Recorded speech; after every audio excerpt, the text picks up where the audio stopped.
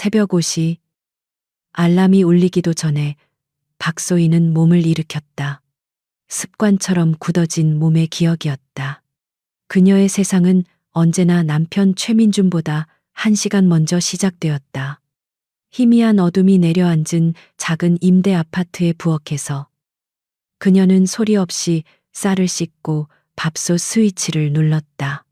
밥이 지어지는 동안 그녀는 정갈하게 밑반찬을 꺼내고 어젯밤 미리 끓여둔 된장찌개를 데웠다. 모든 움직임에는 소리가 없었다. 그녀는 이 집의 그림자였다. 존재하지만 누구의 시선도 끌어서는 안 되는 존재. 남편 민준이 가장 싫어하는 것은 아침잠을 방해하는 소음이었다. 3년간의 결혼 생활 동안 그녀는 발소리를 죽이는 법, 그릇을 소리 없이 내려놓는 법, 그리고 자신의 감정을 소리 없이 죽이는 법을 완벽하게 터득했다. 민준이 잠에서 깨어났을 때 식탁에는 완벽하게 차려진 아침 식사가 준비되어 있었다. 그는 넥타이를 매만지며 식탁에 앉아 숟가락을 들었다. 소희는 맞은편에 조용히 앉아 그의 표정을 살폈다. 그녀의 하루 기분은 남편의 아침 식사 평가에 따라 결정되었다. 찌개 맛이 좀 변했네. 어제 회식에서 먹은 건 이것보다 훨씬 고급스럽던데. 그의 무심한 한마디에 소희의 어깨가 작게 움츠러들었다. 그녀는 밤새 육수를 내고 가장 좋은 재료를 골라 끓인 것이었다. 하지만 그의 입에는 그저 회식 자리에 값비싼 안주보다 못한 음식일 뿐이었다. 그는 아내의 정성보다 세상의 기준을 더 중요하게 생각하는 남자였다. 소희는 아무 대꾸도 하지 않고 밥만 깨작거렸다. 반박은 무의미했다. 그의 세상에서 그녀는 언제나 틀린 사람이었으니까. 그가 막 집을 나서려 할 때 초인종이 요란하게 울렸다. 민준의 얼굴이 순식간에 굳어졌다. 소희의 심장 역시 철렁 내려앉았다. 이 시간에 찾아올 사람은 단 한 사람뿐이었다. 문을 열자 잔뜩 화가 난 시어머니가 서 있었다. 그녀는 아들 내외를 번갈아 훑어보더니 소희를 밀치고 안으로 들어와 소파에 보란듯이 주저앉았다. 너는 애가 왜 이렇게 센스가 없니? 우리 민준이 오늘 중요한 발표 있는 날인 거 몰라. 아침부터 든든하게 고기라도 구워 먹여야지. 저런 풀떼기만 먹여서 회사 가서 기운이나 쓰겠어. 시어머니의 목소리는 언제나 날카로운 칼날 같았다. 그녀는 소희의 모든 것을 사사건건 트집 잡았다. 소희의 말투, 옷차림, 음식 솜씨, 심지어는 그녀의 가난한 친정까지도. 민주는 아내를 변호해주기는커녕 어머니의 말에 동조했다. 그러게 말이야. 소희야. 엄마 말씀 틀린 거 하나 없잖아. 좀 잘해. 그는 아내를 타박하는 것으로 어머니에 대한 효도를 대신했다. 소희는 입술을 깨물었다. 그녀에게는 변호해줄 사람도 기댈 곳도 없었다. 이 작은 아파트는 그녀에게 안식처가 아닌 외로운 감옥이었다. 시어머니가 본론을 꺼낸 것은 그 후였다. 그녀는 탁자 위에 놓인 소희의 낡은 가계부를 경멸스럽게 쳐다보며 말했다. 내가 오늘 온 건 다름이 아니라 우리 민준이 투자권 때문에 그런다.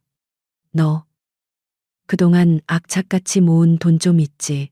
우리 민준이 이번에 부장님 따라서 주식 투자 좀 해야 승진가도에 오를 수 있단다. 소희의 얼굴이 하얗게 질렸다.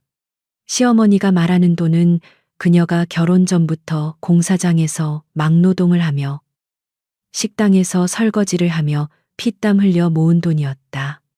그녀의 유일한 비상금이자 마지막 자존심이었다. 어머니, 그 돈은 저희 나중에 이사 갈 때 쓰려고 모은 돈이에요. 그녀는 용기를 내어 처음으로 거절의 뜻을 비쳤다. 하지만 시어머니는 코웃음을 쳤다. 네가 뭘 안다고 나서 민준이가 잘 돼야 이사도 가고 사람답게 사는 거지. 너 같은 시골뜨기가 돈 몇 푼 쥐고 있다고.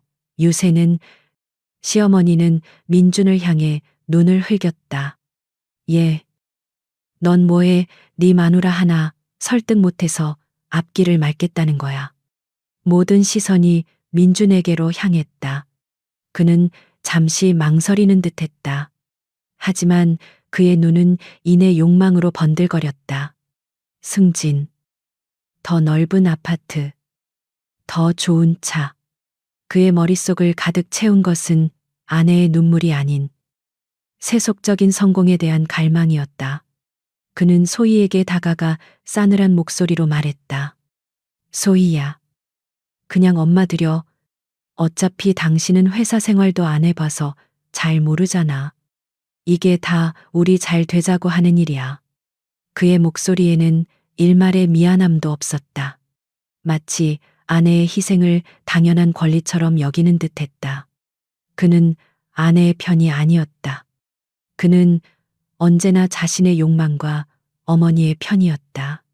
소희는 그를 바라보았다. 3년 전. 가난하지만 성실한 모습에 반해 결혼을 약속했던 남자는 더 이상 그곳에 없었다. 그녀의 눈앞에는 자신의 성공을 위해 아내의 마지막 남은 것까지 빼앗으려는 탐욕스러운 남자만이 서 있을 뿐이었다. 그녀는 더 이상 저항할 힘이 없었다. 그녀는 조용히 안방으로 들어가 장롱 깊숙한 곳에 숨겨두었던 낡은 통장을 꺼내왔다. 통장을 건네받은 시어머니의 얼굴에는 탐욕스러운 미소가 번졌다. 민주는 아내의 텅 빈 눈을 외면한 채 넥타이를 고쳐 매며 말했다. 당신이 나한테 해줄 수 있는 게 이런 것밖에 없잖아. 이것마저 안 하면 당신 쓸모가 뭐야. 그의 마지막 말은 비수가 되어 소희의 심장에 깊숙이 밝혔다. 쓸모. 그는 그녀의 사랑과 헌신을 그저 쓸모의 유무로 판단하고 있었다. 두 사람이 현관문을 나서고 텅 빈 집에 홀로 남은 소희는 그 자리에 주저앉았다. 눈물이 나오지 않았다. 너무 깊이 상처받은 마음은 울음마저 잃어버리는 법이었다. 그녀는 텅 빈 눈으로 창밖을 바라보았다. 회색빛 하늘이 마치 자신의 마음 같았다.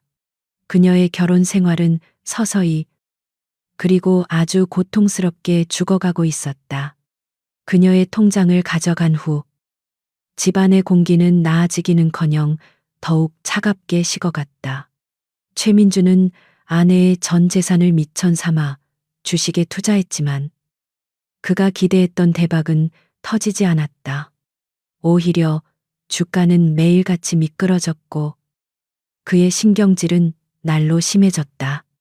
그는 자신의 멍청한 투자를 탓하는 대신 아내의 불운한 기운 탓을 했다.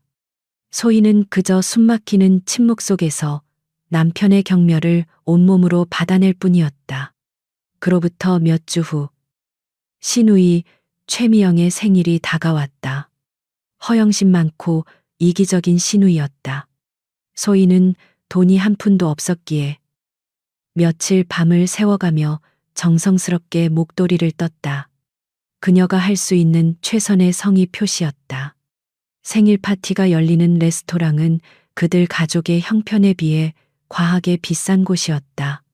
민주는 이런 곳에 와야만 자신의 지위가 올라간다고 착각하는 남자였다. 소희는 옷장 가장 깊숙한 곳에 넣어두었던 유일하게 격식 있는 원피스를 꺼내 입었다. 하지만 시어머니와 시누이의 화려한 옷차림 옆에서 그녀의 모습은 초라하기 짝이 없었다. 시누이 미영은 소희가 내민 포장 상자를 건성으로 받으며 말했다. 어머, 형님, 고마워요. 그런데 요즘 누가 이런 걸 직접 만들어요. 명품은 아니더라도 백화점 브랜드 정도는 사줘야 성의 아니에요. 그녀는 소희의 선물은 옆으로 밀어둔 채 시어머니가 사준 작은 명품 가방을 흔들어 보이며 자랑했다. 역시 우리 엄마밖에 없어. 오빠는 뭐 없어. 미영의 말에 민주는 헛기침을 하며 소희를 쏘아보았다. 마치 아내가 변변한 선물을 준비하지 못해 자신이 망신을 당했다는 듯한 눈빛이었다. 소희는 고개를 숙였다. 음식 맛이 느껴지지 않았다. 대화는 자연스럽게 그들 남매의 회사 생활로 이어졌다. 시어머니는 아들과 딸의 직장 생활을 과장되게 칭찬하며 소희를 깎아내렸다. 우리 미영이는 회사에서 능력을 얼마나 인정받는지 몰라. 소희, 너는 평생 집에서 살림만 하니까 이런 세상 물정은 모르지. 남편이 벌어다 주는 돈으로 편하게 사는 것도 복인 줄 알아야 해. 모욕적인 말들이었지만 소희는 반박하지 않았다. 그녀가 입을 여는 순간 이 지옥 같은 저녁 식사는 더 끔찍해질 뿐이라는 것을 알고 있었다. 민주는 아내를 감싸주기는커녕 맞장구를 쳤다. 엄마 말이 맞아. 소희는 좀 단순해서 이런 복잡한 건 잘 몰라. 그냥 집에서 조용히 내조하는 게 어울리지. 그는 아내를 깎아내리는 것으로 자신의 체면을 세우려 했다. 식사가 끝날 무렵 계산서가 테이블 위에 놓였다. 그때 미영이 과장된 몸짓으로 자신의 가방을 뒤지며 소리쳤다. 어머, 어떻게 내가 지갑을 차에 두고 내렸나 봐. 그것은 너무나도 뻔한 연기였다. 시어머니가 기다렸다는 듯이 소희를 향해 인자한 미소를 지으며 말했다. 소희야, 네가 새언니니까 동생 생일턱 한번 시원하게 쏴야지. 안 그러니? 모든 시선이 소희에게로 향했다. 그녀는 피가 거꾸로 솟는 것 같았다. 그녀의 돈을 모두 빼앗아간 사람들이 이제는 그녀에게 돈을 내라고 강요하고 있었다. 그녀는 떨리는 목소리로 간신히 입을 열었다. 죄송해요. 어머님, 제가 지금은 돈이 없어서. 그녀의 말에 시어어머니의 인자했던 미소가 순식간에 경멸로 바뀌었다. 뭐 돈이 없어 그렇게 악착같이 모은다더니 그 돈 다 어디다 숨겨놨어. 설마 우리 민준이 몰래 딴 주머니 차고 있는 건 아니지. 시어머니의 악의적인 의심에 민준의 얼굴이 시뻘겋게 달아올랐다. 그는 아내의 처지를 동정하는 대신 자신의 체면이 구겨진 것에 분노했다. 결국 계산은 민준이 카드를 긁는 것으로 마무리되었다. 레스토랑을 나오자마자 그는 소희의 팔을 거칠게 잡아 끌었다. 그의 눈에는 이글거리는 분노가 가득했다. 당신 정말 최악이야. 내 얼굴에 똥칠을 해도 유분수지. 내 가족들 앞에서 나를 얼마나 우습게 만든 거야. 그의 고함 소리에 지나가던 사람들이 힐끔거렸다. 시어머니와 시누이는 그런 아들을 말리기는커녕 뒤에서 소희를 향해 혀를 찼다. 민주는 그녀를 길가에 세워둔 채 자신의 어머니와 여동생을 데리고 택시를 잡아탔다. 당신 같은 여자랑 같은 차 타기도 역겨워. 알아서 들어와. 택시는 매정하게 그녀를 남겨두고 떠나버렸다. 텅 빈 거리. 화려한 네온사인 아래 소희는 홀로 남겨졌다. 그녀의 주머니에는 버스를 탈 돈조차 없었다. 뺨으로 차가운 눈물이 흘러내렸다. 사랑이라는 이름으로 시작했던 결혼 생활은 이제 그녀에게 벗어날 수 없는 지옥이 되어 있었다. 그녀는 깨달았다. 이 남자에게 자신은 더 이상 아내가 아니었다. 그저 자신의 욕망을 채우기 위한 도구이자 감정을 배설하는 쓰레기통일 뿐이었다. 그날 밤 소희는 몇 시간을 걸어서야 집에 도착했다. 집 안에서는 민준의 코 고는 소리만이 요란하게 들려왔다. 그는 아내가 차가운 밤거리를 헤매는 동안 단 한 통의 전화도 하지 않았다. 소희는 거실 소파에 주저앉아 텅 빈 눈으로 어둠을 바라보았다. 그녀의 마음속에서 무언가 단단했던 것이 완전히 부서져 내리는 소리가 들렸다. 이제는 정말 끝이라고. 그날 밤 이후 박소희는 말이 거의 없어졌다. 그녀는 여전히 아내의 역할을 기계적으로 수행했지만 그 안에는 어떤 온기도 남아있지 않았다. 그녀의 텅 빈 눈동자를 마주할 때마다 최민주는 이유 모를 불안감에 휩싸였지만 그는 그 감정의 근원을 파고드는 대신 무시하는 쪽을 택했다. 당장 그의 발등에 떨어진 불을 끄는 것이 더 중요했기 때문이었다. 아내에게서 빼앗은 돈으로 투자한 주식은 휴지 조각이 되기 직전이었다. 그의 직장 생활은 벼랑 끝에 몰려 있었다. 큰 건을 성사시켜 만회하지 못하면 이번 승진은커녕 자리 보전도 위태로운 상황이었다. 그러던 중 그에게 마지막 동아줄 같은 기회가 찾아왔다. 국내 굴지의 대기업들이 모두 참여하는 VVIP 비즈니스 포럼이 서울의 6성급 호텔에서 열리는데 그의 상사가 운 좋게 초대권을 얻어 그를 데려가기로 한 것이다. 대한민국 경제를 움직이는 거물들에게 눈도장이라도 찍을 절호의 기회였다. 민주는 며칠 동안 입지 않았던 가장 비싼 양복을 꺼내 입고 머리에도 힘을 주었다. 호텔에 들어서는 순간 그는 완전히 다른 세계에 온 것 같은 위압감에 짓눌렸다. 대리석 바닥은 거울처럼 빛났고 거대한 샹들리에에서는 금빛 가루가 쏟아지는 듯했다. 그는 자신이 이 화려한 세계의 이방인이라는 것을 절감하며 상사의 뒤를 촌스럽게 따라다녔다. 그의 상사는 저명 인사들 앞에서 허리를 굽히며 명함을 돌리기에 바빴다. 민주는 그런 상사의 모습이 비굴해 보였지만 동시에 부러웠다. 저것이 바로 그가 꿈꾸던 성공의 모습이었기 때문이다. 그는 언젠가 자신도 저들처럼 이 세계의 당당한 일원이 되리라 다짐하며 씁쓸한 샴페인을 홀짝였다. 그때였다. 로비 한쪽에 모여있던 사람들의 시선이 일제히 호텔 정문으로 향했다. 거대한 소음이 일순간 멎고 모두가 숨을 죽였다. 민준 역시 무심코 그쪽을 쳐다보았다. 호텔 현관 앞으로 세상에 단 몇 대밖에 없다는 수십억 원짜리 검은색 마이바흐 한 대가 미끄러지듯 멈춰섰다. 차문이 열리고 운전기사가 정중하게 내린 뒤 뒷좌석 문을 열었다. 모두의 시선이 집중된 그곳에서 한 여자가 내렸다. 민주는 자신의 눈을 의심했다. 익숙한 실루엣. 그가 매일 아침 경멸의 시선으로 내려다보던 뒷모습. 그가 길거리에 버리고 왔던 초라한 아내. 박소희였다. 그녀는 여전히 화장기 없는 얼굴에 며칠 전과 똑같은 낡은 원피스를 입고 있었다. 이 화려한 장소와는 너무나도 어울리지 않는 이질적인 모습이었다. 민준의 머릿속이 하얘졌다. 저 여자가 왜 여기에, 설마 이런 곳에서 청소라도 하는 건가? 그는 순간적으로 얼굴이 화끈거렸다.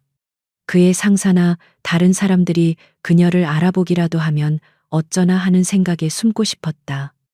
그는 아내가 경비원에게 쫓겨나는 꼴을 보게 될 것이라 확신했다. 하지만 그의 예상은 완전히 빗나갔다. 호텔의 총지배인이야 모든 직원들이 뛰어나와 그녀의 앞에서 일렬로 도열하더니 허리를 90도로 숙여 인사했다. 그 광경의 로비에 있던 모든 사람들이 경악했다. 민주는 입을 벌린 채 아무 생각도 할 수 없었. 저게 대체 무슨 상황이지? 혼란은 거기서 끝나지 않았다. 포럼의 가장 중요한 귀빈이자 대한민국 금융계의 살아있는 신화라 불리는 남자. 민준의 회장이 명함 한번 건네보는 것이 소원이라는 그 남자. 퀀텀 캐피털의 권희준 의장이 포럼장에서 직접 걸어 나왔다. 그는 주변의 그 누구에게도 눈길을 주지 않은 채 오직 박소희에게로 향했다. 권희준 의장은 대한민국에서 그 누구에게도 고개를 숙이지 않는 것으로 유명한 사람이었다. 그런 그가 민준의 초라한 아내 박소희의 앞에서 걸음을 멈추더니 조금의 망설임도 없이 허리를 90도로 깊게 숙였다. 로비의 모든 사람들이 자신의 눈을 의심했다. 민준은 심장이 멈추는 것 같았다. 권희준 의장은 고개를 숙인 채 나지막하지만 로비 전체에 울릴 만큼 또렷한 목소리로 말했다. 아가씨, 오래 기다리셨습니다. 회장님께서 안에서 기다리고 계십니다. 아가씨, 그 낯선 호칭이 민준의 귓가를 망치처럼 때렸다. 권희준 의장은 소희의 옆에서 마치 충직한 기사처럼 그녀를 호위하며 VVIP만 들어갈 수 있는 엘리베이터로 향했다. 소희는 그 모든 관심과 경악 속에서도 표정 하나 변하지 않았다. 그녀는 무심한 눈으로 로비를 한번 훑어보았다. 그 순간 얼어붙은 사람들의 무리 속에서 자신을 바라보고 있는 남편 최민준과 눈이 마주쳤다. 그녀의 눈빛에는 어떤 감정도 담겨 있지 않았다. 마치 길가의 돌멩이를 보는 듯한 완벽한 무관심이었다. 그녀는 그대로 시선을 거두고 엘리베이터에 올랐다. 문이 닫히고 그녀의 모습이 사라지자 로비는 폭탄이라도 터진 듯한 소란에 휩싸였다. 사람들은 저 여자가 대체 누구냐며 수군거렸다. 하지만 최민준에게는 아무 소리도 들리지 않았다. 그의 세상은 무너져 내리고 있었다. 그의 머릿속에서 지난 3년간의 기억들이 스쳐 지나갔다. 그녀의 가난을 비웃었던 시어머니의 목소리, 그녀의 뺨을 때렸던 자신의 손, 그녀의 전 재산을 빼앗았던 자신의 탐욕, 그리고 그녀를 길거리에 버렸던 자신의 잔인함. 그는 깨달았다. 자신이 얼마나 어리석고 끔찍한 실수를 저질렀는지를. 그가 벌레처럼 무시하고 경멸했던 아내는 사실 자신이 감히 쳐다볼 수도 없는 세상의 사람이었다. 그가 걷어찬 것은 흙덩이가 아니라 세상에서 가장 빛나는 다이아몬드 원석이었다. 그의 다리가 후들거렸다. 손에 들고 있던 샴페인 잔이 바닥으로 떨어져 산산조각 났다. 그의 무너져 내린 자존심처럼.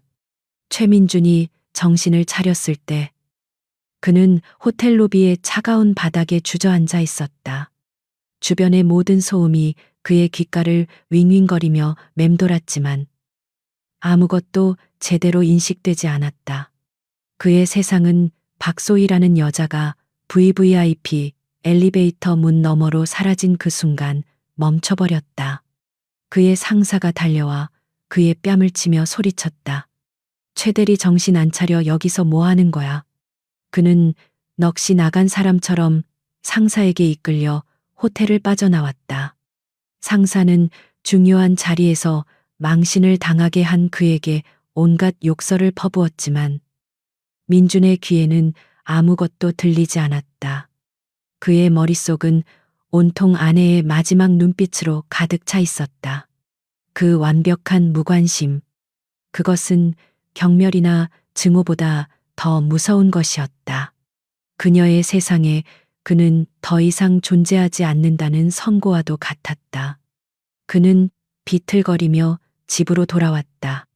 텅 빈 아파트는 그 어느 때보다 춥고 낯설게 느껴졌다. 그는 불도 켜지 않은 채 어둠 속에서 소파에 앉아 아내를 기다렸다.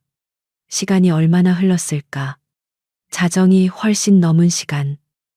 현관문이 소리 없이 열리고 소희가 들어왔다. 그녀는 어둠 속에 앉아 있는 그를 보고도 조금도 놀라지 않았다.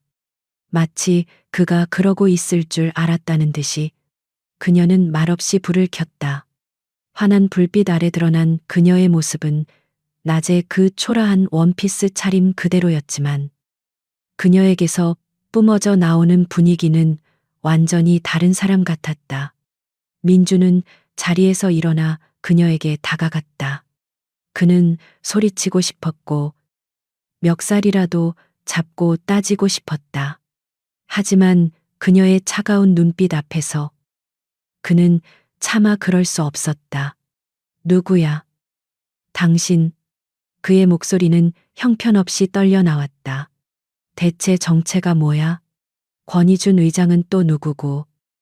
어떻게 된 일이야? 그는 애원하듯 물었다. 제발 이 모든 것이 꿈이기를. 아니면 그녀가 부잣집 남자라도 꼬셔서 버린 사기극이기를 바랐다.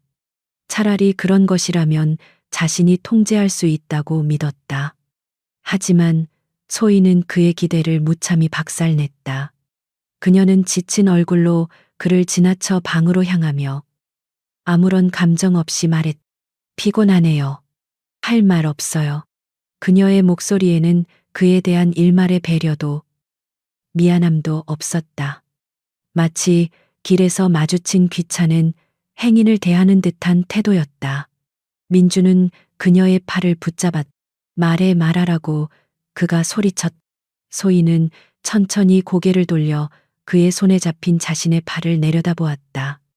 그리고는 그를 올려다보며 나지막이 말했다. 그 목소리는 얼음장처럼 차가웠다. 이 손 안 놔. 내 몸에 손 뗄 자격. 당신한테는 없을 텐데. 그녀의 말에 민주는 자기도 모르게 잡았던 손을 놓았다. 그녀의 눈빛이 너무나도 낯설고 무서웠다. 그녀는 그대로 방에 들어가 문을 잠가버렸다. 그날 밤 민주는 뜬 눈으로 밤을 새웠다. 다음 날 아침 그는 지푸라기라도 잡는 심정으로 회사에 출근했다. 하지만 그를 기다리고 있는 것은 어젯밤보다 더한 지옥이었다. 그의 책상 위에 대기 발령 통지서가 놓여 있었다. 그가 사활을 걸었던 프로젝트의 자금줄이었던 해외 투자사가 바로 어젯밤 갑작스럽게 투자 철회를 통보해 왔다는 것이었다. 퀀텀 캐피털의 자회사에서 투자 철회를 결정했습니다. 최 대리가 그쪽 라인에 뭔가 큰 실수를 한 모양이더군. 회사가 입은 손실이 막대해. 일단은 책상 빼고 대기하고 있어. 부장의 차가운 목소리가 그의 사형 선고처럼 들렸다. 퀀텀 캐피털. 권희준 의장의 회사였다. 모든 퍼즐이 맞춰졌다. 우연이 아니었다. 이것은 명백한 보복이었다. 그가 아내에게 저질렀던 모든 모욕과 경멸이 이제 거대한 칼날이 되어 자신의 목을 겨누고 있었다. 그는 미친 사람처럼 회사에서 뛰쳐나와 집으로 향했다. 빌어야 했다. 잘못했다고 무릎이라도 꿇고 빌어야 했다. 그녀의 마음을 돌리지 못하면 자신의 인생은 이대로 끝장이라는 공포가 그의 온몸을 휘감았다. 하지만 그가 허둥지둥 도착한 아파트는 이상할 정도로 고요했다. 현관문은 굳게 잠겨 있었다. 그는 비밀번호를 누르고 문을 열었다. 집안의 풍경은 어제와는 완전히 달라져 있었다. 집의 절반이 텅 비어 있었다. 그녀의 옷까지, 그녀가 아끼던 낡은 책 몇 권, 그녀의 칫솔까지, 그녀의 흔적이 깨끗하게 사라져 있었다. 식탁 위에는 서류 봉투 하나가 놓여 있었다. 민주는 떨리는 손으로 봉투를 열었다. 안에는 이혼 서류 한 장이 들어 있었다. 그녀의 이름이 적힌 곳에는 이미 망설임 없는 필체로 도장이 찍혀 있었다. 재산 분할 청구란은 깨끗했고 위자료 요구란도 비어 있었다. 그녀는 그에게서 단 한 푼도 원하지 않았다. 그녀는 그저 그와의 모든 인연을 쓰레기처럼 버리고 떠난 것이었다. 서류 아래에는 작은 메모지 한 장이 더 있었다. 거기에는 단 한 줄의 문장이 적혀 있었다. 당신이 그토록 원하던 쓸모없는 것들이 이제 당신 인생에서 사라져들이지요. 그 문장을 읽는 순간 민주는 무너져 내렸다. 그는 텅 빈 거실 한가운데에 주저앉아 아이처럼 목 놓아 울었다. 그가 그토록 원했던 승진과 돈, 그 모든 것이 한낱 신기루에 불과했다는 것을, 그리고 자신이 버린 것이 무엇인지를 너무나도 뒤늦게 깨달았다. 하지만 후회하기에 세상은 이미 너무 많이 변해 있었다. 최민준이 무너진 자신의 세상 속에서 절망하고 있을 때 박소희는 서울의 하늘과 가장 가까운 곳에 있었다. 태양그룹 본사 최상층. 대한민국을 움직이는 심장부라 불리는 회장실. 그녀는 3년 만에 처음으로 자신의 자리로 돌아왔다. 낡고 해진 원피스는 온데간데 없고 그녀의 몸에는 우아한 실크 블라우스와 몸에 꼭 맞는 스커트가 감싸여 있었다. 그녀는 예전의 그림자 아내가 아니었다. 그녀는 태양그룹의 숨겨진 후계자 박소희였다. 그녀의 앞에는 퀀텀 캐피털의 의장 권희준이 서 있었다. 세상 사람들은 그를 냉혹한 승부사로 알고 있었지만 그는 소희 앞에서만큼은 언제나 충직한 기사이자 다정한 오빠였다. 그는 어린 시절 부모를 잃고 소희의 할아버지인 박 회장의 후원으로 자라 태양그룹의 가장 든든한 방패가 된 인물이었다. 몸은 좀 괜찮으십니까? 아가씨. 그의 목소리에는 걱정이 가득했다. 소희는 희미하게 웃으며 고개를 저었다. 괜찮아요. 이준 오빠. 그냥 긴 꿈을 꾼 것 같아요. 아주 지독한 악몽을요. 그녀의 시선은 통유리창 너머 장난감처럼 작아 보이는 도시를 향해 있었다. 3년 전 그녀가 모든 것을 버리고 떠나왔던 그 세상이었다. 그녀는 재벌가의 위선과 가식에 신물이 나 있었다. 돈과 권력으로 모든 것을 판단하는 사람들. 진심 없이 이해관계로만 얽힌 관계들. 그녀는 그런 세상 밖에도 진짜 행복이 존재할 것이라 믿었다. 그래서 할아버지인 박 회장과 내기를 했다. 3년, 딱 3년 동안 태양그룹의 어떤 도움도 받지 않고 평범한 사람으로 살며 진정한 사랑과 행복을 찾아오겠다고, 만약 성공한다면 자신의 인생을 스스로 선택하게 해달라고. 박 회장은 손녀의 순진한 이상을 탐탁지 않아 했지만 결국 허락했다. 대신 한 가지 조건을 걸었다. 무슨 일이 생기면 반드시 돌아와야 하며 권희준을 통해 최소한의 안전만은 보장받아야 한다는 것이었다. 그렇게 그녀는 박소희라는 이름을 숨기고 시골 고아 출신의 평범한 여자 이서연으로 새로운 삶을 시작했다. 그녀는 공사장에서 아르바이트를 하며 작은 자취방에서 생활했다. 힘들었지만 마음은 편했다. 그곳에서 최민준을 만났다. 처음에 그는 성실하고 소박한 청년이었다. 비싼 레스토랑 대신 분식집 떡볶이를 더 좋아했고, 명품 가방 대신 그녀가 직접 떠준 목도리를 아꼈다. 그녀는 그에게서 진심을 보았다고 믿었다. 그가 바로 자신이 찾던 행복이라고. 하지만 결혼은 모든 것을 바꾸어 놓았다. 작은 임대 아파트와 빠듯한 생활비, 그리고 끝없는 시집살이는 그의 소박했던 꿈을 좀먹어 들어갔다. 그는 점점 변해갔다. 아내의 사랑을 소중히 여기던 남자는 아내를 자신의 성공을 위한 발판쯤으로 여기는 속물로 변해갔다. 소희는 그를 되돌리려 노력했지만 소용없었다. 그녀의 진심은 그의 탐욕 앞에서 번번이 짓밟렸다. 결국 내기가 할아버지의 승리로 끝났네요. 소희가 씁쓸하게 말했다.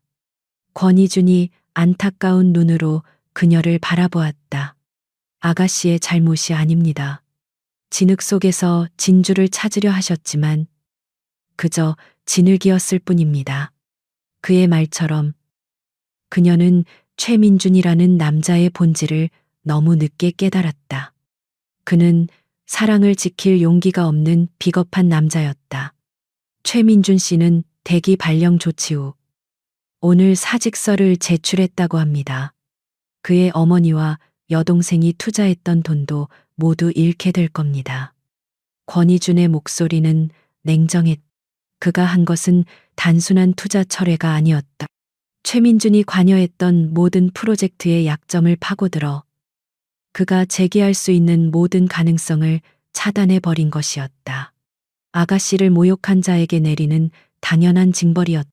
소희는 잠시 눈을 감았다. 그녀의 마음속에 민준에 대한 연민은 남아있지 않았다. 그녀가 그에게 주었던 3년의 시간과 진심은 이미 그의 탐욕과 경멸 속에서 모두 재가 되어 사라졌다. 이제 남은 것은 깔끔한 정리뿐이었다. 그의 가족들은 아마 가만히 있지 않을 거예요. 그녀의 예측은 정확했다. 그녀의 말이 끝나기 무섭. 권희준의 휴대폰이 울렸다. 최민준의 어머니와 여동생이 태양그룹 본사 로비로 찾아와 박소희를 만나게 해달라며 난동을 부리고 있다는 보고였다. 그들은 며느리가 재벌가의 딸이라는 사실을 알게 되자 반성 대신 어떻게든 한 몫을 뜯어내려는 탐욕을 드러낸 것이었다. 권희준의 얼굴이 차갑게 굳어졌다. 보안팀을 시켜 당장 끌어내겠습니다. 하지만 소희가 그의 팔을 잡으며 고개를 저었다. 아니요. 그냥 두세요. 그녀의 눈빛이 싸늘하게 빛났다. 스스로 무덤을 파겠다는데 친절하게 마지막 삽질까지 할 수 있도록 도와줘야죠. 그들이 원하는 대로 마지막 무대를 마련해 주세요. 그녀는 더 이상 상처받고 눈물 흘리던 과거의 박소희가 아니었다. 그녀는 태양그룹의 후계자였다. 자신의 이름과 가족의 명예를 더럽힌 자들에게 그 대가가 얼마나 끔찍한 것인지를 가르쳐 줄 준비를 마친 상태였다. 그녀의 조용한 전쟁은 이제 막 이막을 올리고 있었다. 태양그룹 본사에서 쫓겨난 최민준의 어머니와 여동생은 분노로 이성을 잃었다. 하지만 그들의 분노는 반성이나 뉘우침에서 비롯된 것이 아니었다. 그것은 눈앞에 굴러들어온 거대한 황금알을 놓칠지도 모른다는 탐욕스러운 조바심이었다. 그들은 집에 돌아오자마자 넋이 나간 채 앉아 있는 최민준을 닥달하기 시작했다. 너는 등신이야. 그런 대단한 처갓집을 두고 3년 동안 뭐 했어? 그 애가 재벌 딸인 줄 알았으면 네가 아주 왕처럼 모셨어야지. 시어머니는 아들의 등짝을 사정없이 내리치며 소리쳤다. 이제 와서 다 끝났다고 주저앉아 있을 때가 아니야. 어떻게든 뜯어내야지. 우리 민준이가 그 계집애 때문에 3년 동안 마음고생한 위자료를 받아야 할 거 아니야. 그들의 세상에서 박소희는 더 이상 가난한 며느리가 아니었다. 그녀는 자신들이 마음대로 흔들 수 있는 거대한 현금 인출기였다. 신우이 미영도 거들었다. 맞아. 엄마. 그 여자가 우리를 속인 거잖아. 신분을 속이고 결혼한 건 명백한 사기라고. 이혼하면 재산의 절반은 우리 거야. 그들은 이미 자신들이 태양그룹의 주인이 된 것처럼 떠들어댔다. 최민주는 그들의 대화를 들으며 지독한 자기 혐오에 빠졌다. 그는 모든 것이 자신의 어리석음 때문이라는 것을 알고 있었다. 하지만 그는 어머니와 여동생의 탐욕을 막을 힘이 없었다. 그는 이미 모든 것을 잃었고 남은 것은 텅 빈 껍데기뿐이었다. 그는 실성한 사람처럼 웃음을 터뜨렸다. 하하, 재산의 절반, 우리가 그 사람들에게 뭘 어쩔 수 있다고. 그의 절망적인 태도에 시어머니는 더욱 악에 받쳐 소리쳤다. 이 한심한 놈 정신 안 차려. 내가 못하면 내가 한다. 그녀는 곧장 수소문하여 돈만 주면 어떤 더러운 소송이든 맡아준다는 악질 변호사를 찾아갔다. 변호사는 그들의 이야기를 듣더니 음흉한 미소를 지으며 말했다. 방법이 없는 것은 아닙니다. 따님께서 신분을 속인 것은 사실이지만 법적으로 문제 삼기는 어렵습니다. 하지만 유책 배우자로 만들면 이야기가 달라지죠. 변호사가 제시한 방법은 추악하기 짝이 없었다. 박소희와 권희준 의장의 관계를 불륜으로 엮어 최민준이 정신적 피해를 입었다고 주장하자는 것이었다. 두 사람이 호텔에 함께 들어가는 사진 몇 장만 조작하면 됩니다. 여론은 언제나 약자의 편이죠. 재벌가의 추악한 스캔들. 대중들이 아주 좋아하는 먹잇감 아닙니까? 시어머니와 미영은 그 말에 눈을 빛냈다. 그들에게 진실 따위는 중요하지 않았다. 오직 돈만이 유일한 진리였다. 그들은 변호사에게 거액의 수임료를 약속했고 일은 신속하게 진행되었다. 며칠 후 소희의 앞으로 내용 증명 한 통이 배달되었다. 최민준의 이름으로 보내온 이혼 소장이었다. 소장에는 온갖 거짓말이 가득했다. 박소희가 결혼 생활 내내 다른 남자와 부적절한 관계를 맺어왔으며 남편을 기만하고 가정에 소홀했다는 내용이었다. 그리고 그에 대한 위자료와 재산 분할로 태양그룹의 주식 10%를 요구했다. 상식 밖에 파렴치한 요구였다. 권희준은 소장을 읽고 분노로 몸을 떨었다. 아가씨, 이 쓰레기들을 당장 법의 심판대에 세워야 합니다. 감히 아가씨의 명예에 먹칠을. 하지만 소희는 이상할 정도로 침착했다. 그녀는 소장을 조용히 내려다보며 오히려 희미한 미소를 지었다. 예상했던 대로네요. 역시 변하지 않는 사람들이야. 그녀는 권희준에게 말했다. 그들이 원하는 대로 만나주겠다고 전하세요. 합의할 의사가 있다고. 그녀의 말에 권희준은 의아한 표정을 지었다. 아가씨, 대체 무슨 생각이십니까? 소희는 창밖을 바라보며 차갑게 말했다. 사냥을 할 때는 사냥감을 가장 깊은 덫으로 유인해야 하는 법이죠. 그들이 가장 자신만만해하는 순간에 가장 높은 곳에서 떨어뜨려야 다시는 기어오를 생각을 못할 테니까요. 그녀는 만남의 장소와 시간을 직접 정했다. 그들이 처음 만났던 6성급 호텔의 최고 프레지덴셜 스위트에 딸린 프라이빗 레스토랑이었다. 그들이 꿈에도 가보지 못했을 구름 위 세상이었다. 최민준의 가족은 소희가 자신들의 요구에 겁을 먹고 합의하려 한다고 착각했다. 그들은 승리를 예감하며 의기양양하게 약속을 받아들였다. 약속 당일, 최민준의 어머니와 여동생은 평생 입어본 적 없는 가장 화려한 옷으로 치장했다. 그들은 마치 개선장군처럼 호텔로 들어섰다. 최민준은 영혼 없는 인형처럼 그들의 뒤를 따랐다. 그의 마음속에서는 이러면 안 된다는 이성과 혹시나 하는 탐욕이 마지막 싸움을 벌이고 있었다. 하지만 그는 결국 탐욕의 손을 잡고 말았다. 그들은 약속된 장소로 안내되었다. 거대한 통유리창 너머로 서울의 전경이 그림처럼 펼쳐져 있었다.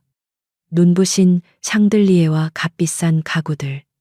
그들은 자신들이 드디어 상류사회에 입성했다고 착각하며 자리에 앉았다. 약속 시간이 되자 레스토랑의 문이 열렸다. 하지만 들어온 사람은 박소희 혼자가 아니었다. 그녀의 뒤에는 권희준과 그리고 태양그룹의 법무팀 전체가 도열해 있었다. 함정의 문은 그렇게 소리 없이 닫히고 있었다. 최민준의 가족이 들어선 프라이빗 레스토랑은 숨막히는 정적으로 가득 차 있었다. 그들의 경박한 자신감은 방 안을 가득 채운 태양그룹 법무팀의 차가운 눈빛 앞에서 순식간에 증발해버렸다. 시어머니와 시누이는 자신들이 사냥꾼이 아니라 함정에 빠진 짐승이라는 사실을 뒤늦게 깨달았다. 최민주는 차라리 이 자리에서 심장이 멎어버리기를 바랐다. 박소희는 3년 전과 똑같은 무표정한 얼굴로 그들을 바라보고 있었다. 하지만 이제 그 무표정은 순종이 아닌 절대적인 권력자의 여유에서 비롯된 것임을 모두가 알 수 있었다. 그녀는 말없이 턱짓을 했다. 그러자 권희준의 옆에 서 있던 변호사가 한 걸음 앞으로 나섰다. 그는 최민준 측 변호사에게 얇은 서류철을 건넸다.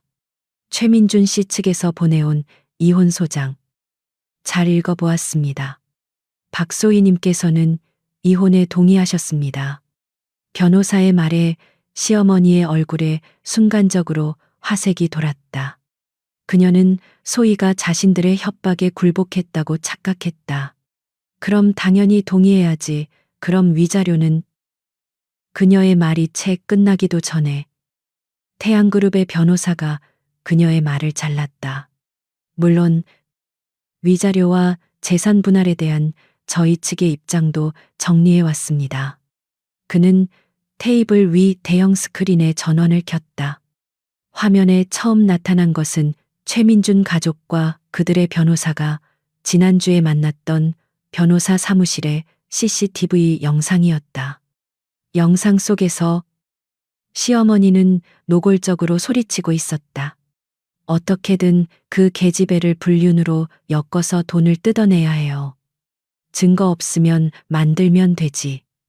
그들의 추악한 음모가 적나라하게 재생되었다. 최민준 측 변호사의 얼굴은 백지장처럼 하얗게 질렸다. 그는 자신이 거대한 호랑이 굴에 제 발로 걸어 들어왔다는 것을 깨달았다. 다음 화면에는 지난 3년간 최민준 가족이 소희에게서 갈취해간 돈의 내역이 상세하게 정리되어 있었다.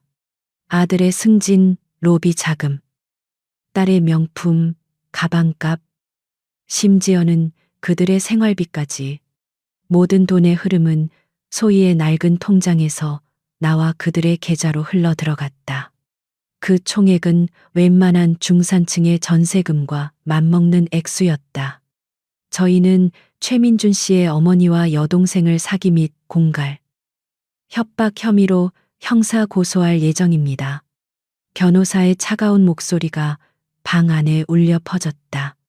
시어머니는 믿을 수 없다는 듯 소리쳤다. 이게 무슨, 며느리가 시댁에 그 정도도 못해줘. 이게 왜 사기야? 그녀의 뻔뻔한 외침은 그러나 누구의 동정도 얻지 못했. 바로 그때였다. 레스토랑의 육중한 문이 소리 없이 열리고 한 노인이 안으로 들어섰다. 지팡이를 짚고 있었지만 그의 몸에서는 좌중을 압도하는 범접할 수 없는 카리스마가 뿜어져 나왔다. 대한민국 사람이라면 TV에서 한 번쯤은 보았을 얼굴. 태양그룹의 신화. 박태강 회장이었다. 박 회장은 그 누구에게도 눈길을 주지 않은 채 오직 최민준 가족 앞에 섰다. 그는 경멸이 가득 담긴 눈으로 그들을 위아래로 훑어보았다. 그의 시선 아래 시어머니와 시누이는 마치 죄인처럼 고개를 숙였다. 박 회장의 입이 천천히 열렸다. 그의 목소리는 나지막했지만 그 안에는 천둥과도 같은 무게가 실려 있었다. 내 귀한 손녀에게 너희 같은 버러지들이 감히. 그의 짧은 한마디에 방 안의 공기가 얼어붙었다. 그는 더 이상 말하지 않았다. 하지만 그의 존재 자체가 최민준 가족에게는 사형 선고와도 같았다. 그들이 건드린 것이 누구인지를, 그들이 상대하는 세상이 어떤 곳인지를 뼈저리게 깨닫게 하는 순간이었다. 모든 것이 끝났다. 시어머니는 그 자리에 주저앉아 실성한 사람처럼 울부짖기 시작했고, 시누이는 충격으로 기절해버렸다. 최민주는 텅 빈 눈으로 소희를 바라보았다. 그는 무슨 말이라도 해야 했다. 잘못했다고, 용서해달라고 빌어야 했다.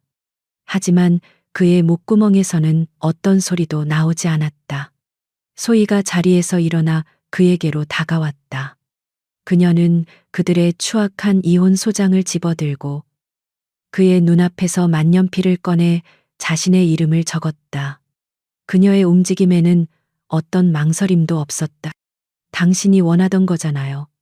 그녀는 서명이 끝난 서류를 테이블 위로 밀었다. 이게 내가 당신에게 주는 전부예요. 그녀는 최민준을 마지막으로 한 번 바라보았다. 그녀의 눈에는 더 이상 사랑도 증오도 남아있지 않았다. 오직 깊이를 알 수 없는 차가운 연민만이 담겨 있었다. 당신은 언제나 당신이 가진 것에 만족할 줄 몰랐죠. 언제나 더 많은 걸 원했어요. 이제 당신에겐 정말 아무것도 남지 않았네요. 그걸로 부디 만족하시길 바라요. 그 말을 끝으로 소희는 할아버지와 권희준 그리고 법무팀과 함께 방을 나섰다. 그녀는 단 한 번도 뒤를 돌아보지 않았다. 홀로 남겨진 최민주는 자신의 서명이 필요한, 그러나 이제는 아무런 의미도 없어진 이혼 서류를 망연자실하게 내려다보았다. 화려한 레스토랑 안, 한 가족의 탐욕이 만들어낸 지옥도가 그렇게 처참한 막을 내리고 있었다. 그날의 심판이 끝나고 최민준의 가족에게는 가혹한 대가가 청구되기 시작했다. 태양그룹의 법무팀은 자비가 없었다. 어머니와 여동생 미영은 사기 및 공갈 혐의로 즉시 경찰 조사를 받게 되었다. 그들이 소희에게서 뜯어낸 모든 돈은 부당이득으로 규정되어 그들의 모든 계좌는 압류되었다. 한순간에 길거리로 나앉게 될 처지였다. 최민주는 모든 것을 잃었다. 직장은 물론 업계 전체에 소문이 퍼져 그를 받아주는 곳은 아무데도 없었다. 그는 하루아침에 사회적으로 매장당했다. 집안은 매일같이 지옥이었다. 어머니는 아들의 멱살을 잡고 울부짖었고 여동생은 자신의 망가진 인생을 오빠 탓으로 돌리며 악을 썼다. 그들은 결코 자신들의 탐욕을 탓하지 않았다. 결국 살던 아파트에서 쫓겨나 단칸방 월세살이를 시작하게 되었다. 화려했던 가구들은 헐값에 처분되었고 미영이 애지중지하던 명품 가방들은 압류 딱지가 붙은 채 헐값에 넘어갔다. 민주는 가족의 생계를 위해 닥치는 대로 일해야 했다. 새벽에는 신문 배달을 했고 낮에는 공사장에서 벽돌을 날랐다. 밤에는 대리운전 핸들을 잡았다. 그의 손은 거칠게 트고 굳은 살이 박였다. 한때 아내의 손을 보고 촌스럽다고 비웃었던 자신의 과거가 부메랑이 되어 돌아왔다. 그는 육체적인 고통보다 뼛속까지 파고드는 후회와 자기 혐오가 더 견디기 힘들었다. 밤마다 그는 소희의 마지막 눈빛을 떠올렸다. 그 차가운 연민. 그것은 그를 잠 못 들게 하는 악몽이었다. 같은 시간, 박소희는 완전히 다른 세상에서 새로운 삶을 시작하고 있었다. 그녀는 태양그룹의 전략기획실 이사로 복귀했다. 3년간의 공백이 무색하게 그녀는 놀라운 통찰력과 냉철한 판단력으로 굵직한 현안들을 처리해 나갔다. 회의실에서 그녀는 더 이상 침묵하지 않았다. 그녀의 조용한 한마디는 회의의 흐름을 바꾸는 힘이 있었다. 임원들은 처음에는 회장의 손녀라는 배경 때문에 그녀를 어려워했지만 곧 그녀의 실력에 감탄하기 시작했다. 그녀는 3년간 세상의 가장 밑바닥에서 살아남았던 경험을 경영에 녹여냈다. 그녀는 숫자로 된 보고서 너머의 사람을 보았고 화려한 프레젠테이션 뒤에 숨겨진 허점을 꿰뚫어 보았다. 그녀는 최민중 가족을 생각하지 않았다. 아니, 생각할 필요조차 없었다. 그들은 그녀의 인생에서 완벽하게 삭제된 과거일 뿐이었다. 복수는 끝났다. 그녀의 관심은 오직 태양그룹의 미래와 자신의 새로운 인생을 어떻게 꾸려나갈 것인가에 집중되어 있었다. 그녀는 가끔 할아버지와 식사를 하며 이전에는 몰랐던 가족의 따뜻함을 느끼기도 했다. 그러던 어느 늦은 가을 오후였다. 중요한 미팅을 마친 소희는 권희준이 운전하는 차를 타고 본사로 돌아가고 있었다. 차가 강변북로의 상습 정체 구간에 멈춰 섰다. 그녀는 무심코 창밖을 내다보았다. 수많은 차들 사이로 퀵서비스 오토바이 한 대가 아슬아슬하게 끼어들고 있었다. 헬멧을 쓴 운전자는 신호가 바뀌자마자 급하게 차선을 변경했다. 그 순간 옆 차선에서 달려오던 차와 부딪힐 뻔한 오토바이가 휘청하며 도로 위에 멈춰섰다. 운전자가 놀라 헬멧을 벗었다. 땀과 먼지로 얼룩진 얼굴, 초점 없는 눈동자, 절망으로 가득 찬 그 얼굴은 최민준이었다. 그는 사고를 낸 상대방 운전자에게 고개를 숙이며 연신 사과하고 있었다.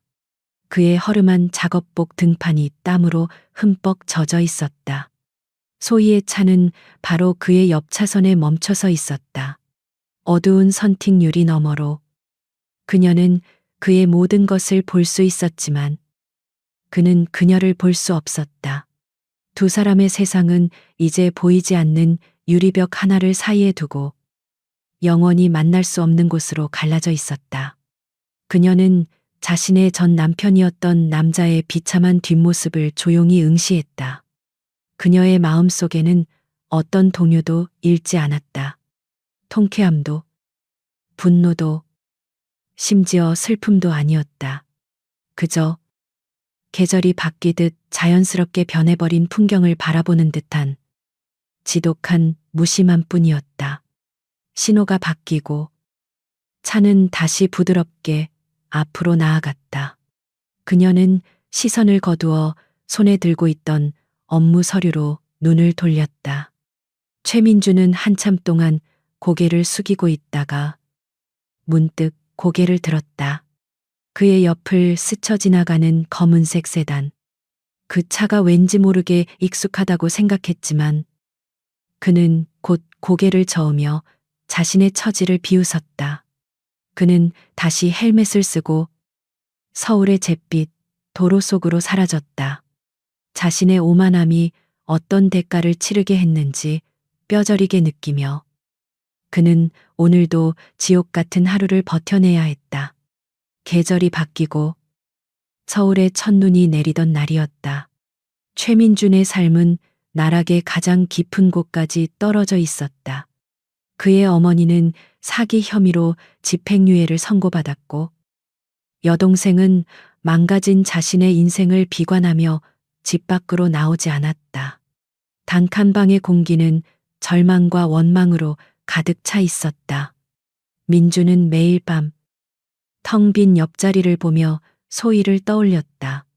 그녀의 온기, 그녀의 조용한 미소, 그리고 자신이 무참히 짓밟았던 그녀의 진심을. 그는 후회라는 병에 걸려 서서히 죽어가고 있었다. 그는 깨달았다. 자신이 잃어버린 것은 단순히 재벌가의 입장권이 아니었다. 그것은 돈이 없을 때도, 세상이 초라하다고 손가락질할 때도 묵묵히 자신의 곁을 지켜주었던 한 사람의 진실한 사랑이었다. 그는 자신이 세상에서 가장 소중한 것을 스스로 내던진 멍청이라는 것을 비로소 인정하게 되었다. 그는 마지막으로 한 번만이라도 그녀를 만나 사죄하고 싶었다. 용서를 구하기 위함이 아니었다.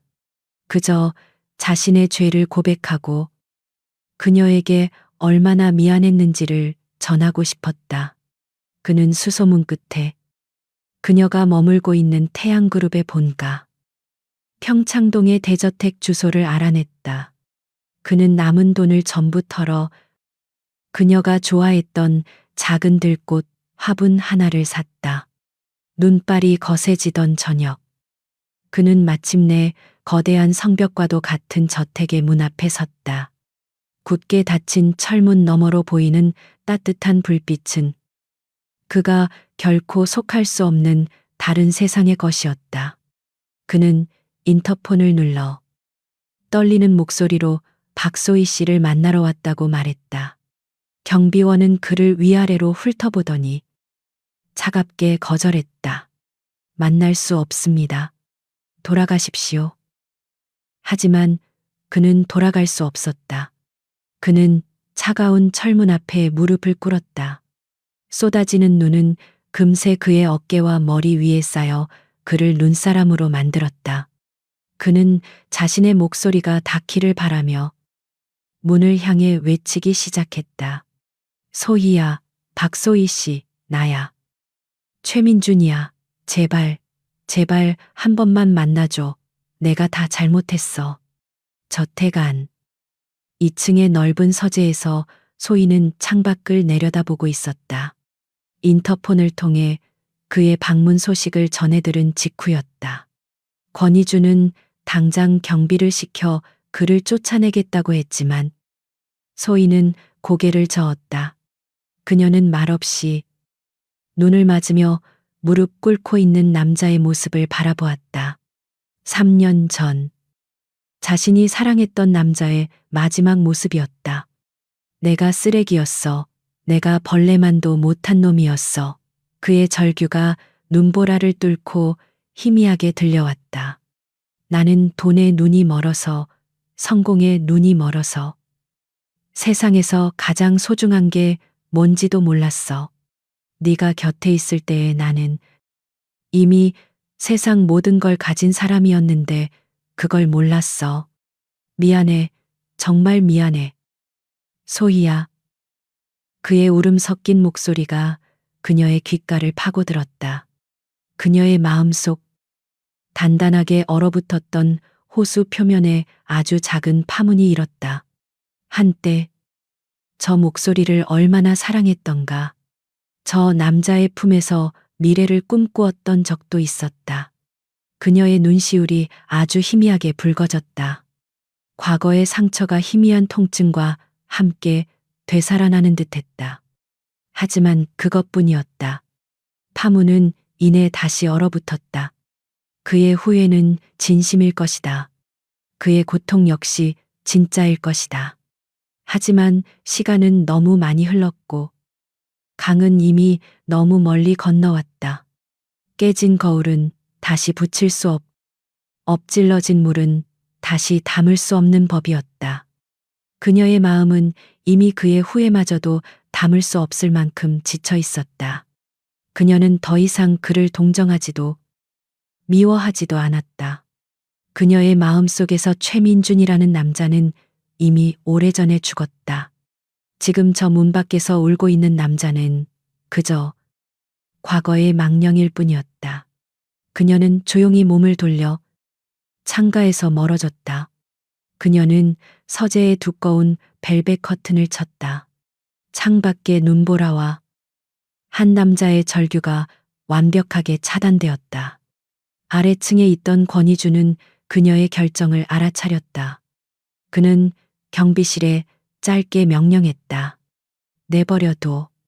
지쳐서 돌아갈 때까지. 그것은 어쩌면 마지막 남은 자비일지도 몰랐다. 최민주는 밤이 깊어지도록 그 자리에서 울부짖었다. 그의 목소리는 점점 쉬어갔고 그의 몸은 차갑게 얼어갔다. 하지만 저택의 문은 끝까지 열리지 않았다. 그 어떤 대답도 그 어떤 시선도 그에게 돌아오지 않았다. 완벽한 침묵. 그것이 박소희가 그에게 내리는 마지막 대답이었다. 그의 뒤늦은 후회는 결국 그 누구에게도 닿지 못한 채 차가운 겨울밤의 허공 속으로 흩어지고 있었다. 그날의 눈보라가 그치고 서울에는 다시 봄이 찾아왔다. 최민주는 그날 이후로 다시는 그녀의 저택 앞에 나타나지 않았다. 완벽한 침묵 속에서 그는 자신의 사랑이 그리고 자신의 과거가 완전히 죽었음을 받아들여야만 했다. 그는 서울을 떠나 아무도 자신을 알지 못하는 작은 항구 도시로 내려갔다.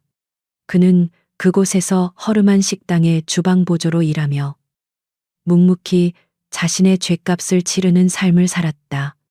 박소희의 시간 역시 흘러갔다. 그녀는 더 이상 과거에 얽매여 있지 않았다.